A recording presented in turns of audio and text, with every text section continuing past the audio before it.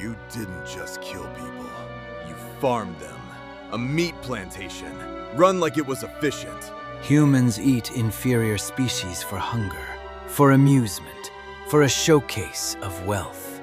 I am superior. I did the same. Playing Gunji with her taught you something else. Something you still don't have a name for. Empathy. Whatever you've become, you started as an ant. Know your place. My name is Meruem. Today I am surrounded by pro hunters. Power is the absolute measure of worth. Humans are only worth as livestock, and they don't even qualify as good livestock. You were born with an absolute superiority complex. You skipped every chapter that actually matters.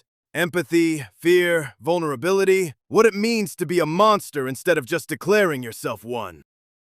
If you're stronger than someone, that's not authority over them. That's a responsibility toward them.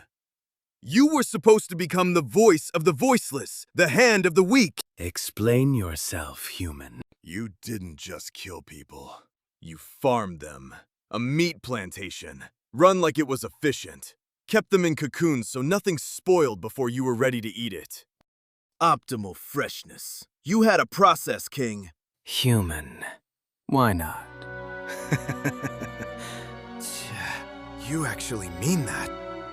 Humans eat inferior species for hunger, for amusement, for a showcase of wealth. I am superior. I did the same and called it honest instead of hiding behind a fork. Though I'll admit, you weren't even good taste. You spoiled the flavor in my mouth. Thousands of years your species did this without apology. Now it is simply your turn to feel it.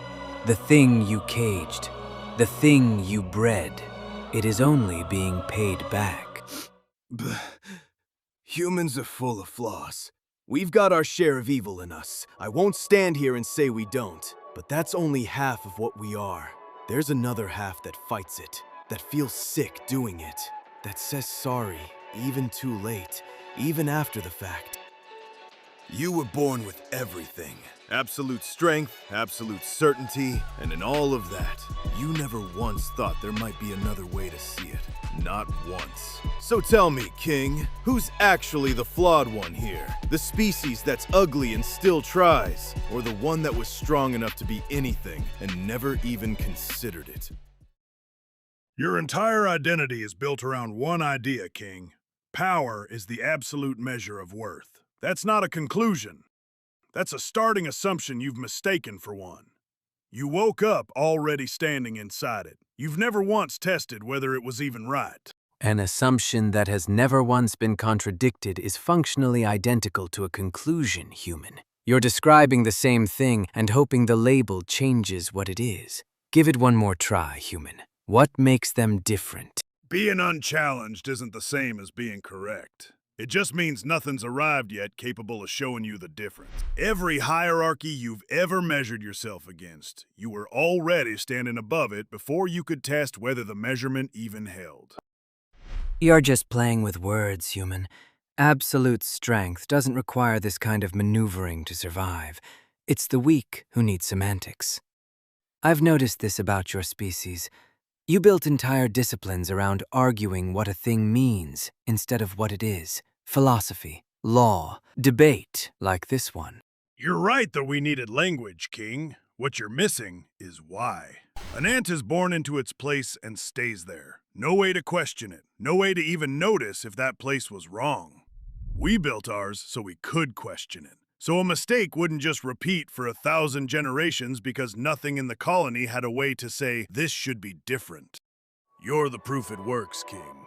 You're the mistake that got noticed.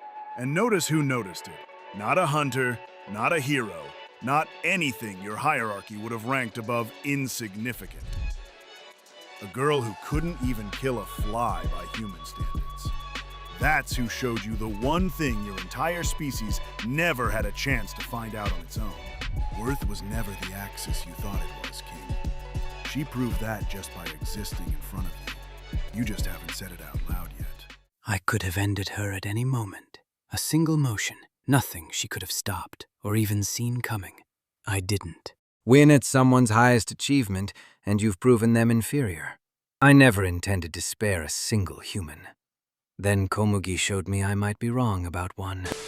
The whole mission, even down to the 11th hour, there was always this third variable nobody could explain. Everyone kept asking what the key was to stopping you. Nobody asked the actual question, why a king would let himself get hurt over a board game. At first, she was a tool, something to pass the time, and prove, cleanly, without argument, that your species was inferior in every domain, including the one you're proudest of. I miscalculated how long that would take. I counted every move, all 144 of mine. She anticipated 72 of them before I made them, so I adjusted the method. Reward and threat. Give her anything she wanted, or take something from her if she refused. Her arm. All she did was ask to keep playing, not to escape the threat, not even to save the arm. Just more moves. She showed me a devotion so complete, it made the threat itself look primitive. So I cut off my own arm. An apology for resorting to something that crude against something that pure. I intended to disrupt her rhythm. Instead, she disrupted mine. That was the first time in my existence an idea I held as fact turned out to be incomplete. Komugi represents the perfection of imperfection in humanity. In her own way, she took a Nen vow that put her own life on the line. Her life has no meaning if she loses at Gunji. Her whole brilliance exists inside that one bet, everything staked on a board game nobody else in the world even understood. Gon took a similar vow on his own life, to reach ultimate strength.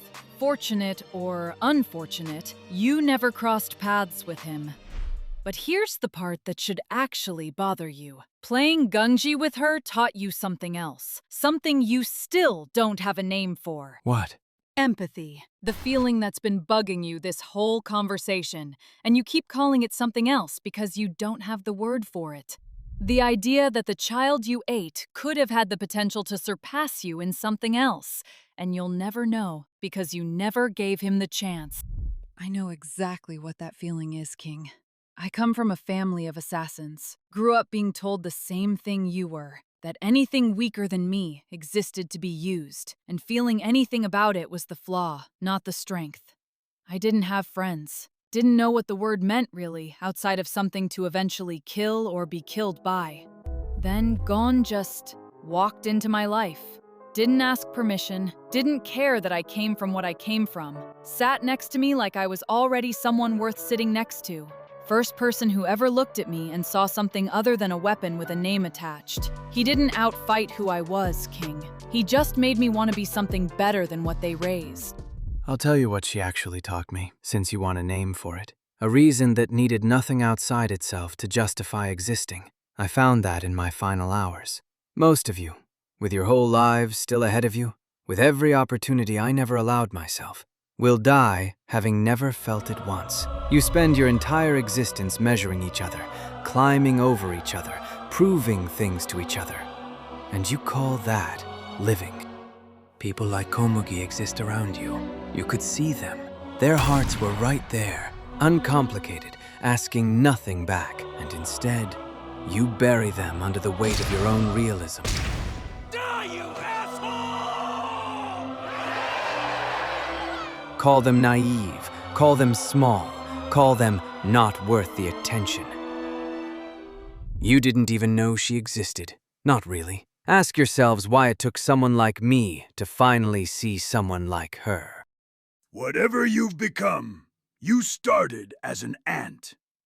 Know your place. I always wanted to talk to you, Netero. Even after the chaos your bomb caused killed Komugi, I gave you the chance to talk, more than once. I didn't end you the moment I could have. You refused every time, threw what you had at me instead. Baby fists against something that had already decided not to hit back. She was never part of the plan. She was caught in the crossfire of something bigger than either of us. Meruem, the thing that makes me fear is not your strength, but your curiosity. Engaging with you in conversation makes me hesitant. You may accept humanity or not, but I can't bet humanity's future on the whim of an ant. It would be easy to kill you if you are just a monster. You're not making it simple. That's the problem. I have lived 40 days total, Netero. In that time, from a position of absolute strength, with nothing forcing me to change at all, I changed more than most of your species manages in a lifetime.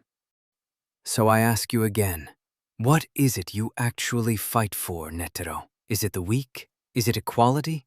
Or just whatever word your species uses so the killing feels like something other than what it is? Humanity is complicated, Ant King. On one side, writes prayers for people it will never meet, throws away a whole life for someone it loves, builds something meant to outlast the hands that built it, made for no reason except the hope that whoever comes next might actually deserve it. On the other side, kills just for the pleasure of it and calls it a hobby. Entire villages get hollowed out for the price their eyes fetch at auction.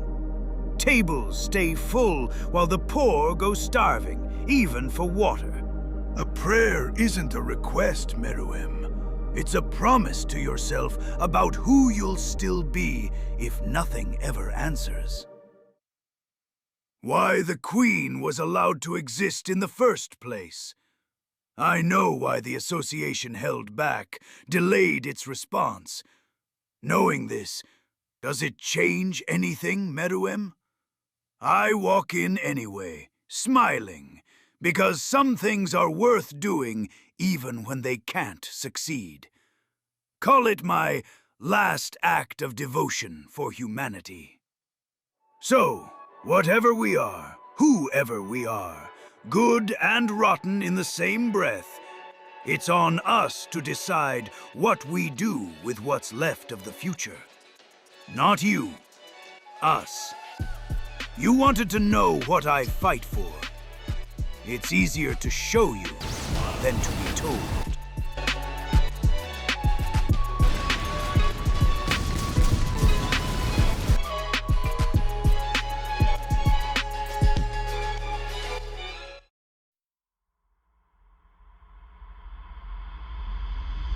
"20 years of devotion, Netero. 20 years. Prayers sent to your Nen every single day until the giving of them became indistinguishable from the receiving. 10,000 grateful prayers given physical form. The 100-type Guanyin Bodhisattva. It was the first thing in a fight that ever actually surprised me. And the last. I watched the pattern, calculated the intervals between each strike, the rhythm underneath the devotion, the finest, purest thing I had ever had to solve for.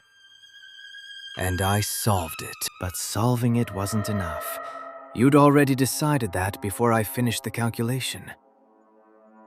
Your last words to me were, Meruem, King of the Ants. You really don't have any idea, do you? You know nothing of the bottomless malice within the human heart. Meruem could process human strength, human devotion, human will. But what he could not understand. The poor man's rose. If we lose, you lose too. A rose that blossoms over 10 times, consuming over 5 million lives in the process. Humanity's infinite potential for evolution turned inward, toward destruction, toward malice, toward the capacity to poison everything it touches, including itself. Humanity's collective evolution was never aimed at learning how to survive, but to end itself. What path did the king choose? after everything, after knowing I was poisoned, did I spend what was left plotting revenge on humanity? Searching for a cure? Sire! Sire! Accelerating the harvest out of spite because I still could?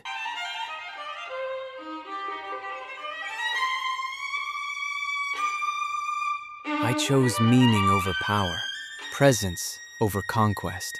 I died holding her hand. Good night, Meruem. It'll be alright. I'll be joining you soon. So there's only one question left to ask. Who is the monster? Like and subscribe if you liked the content.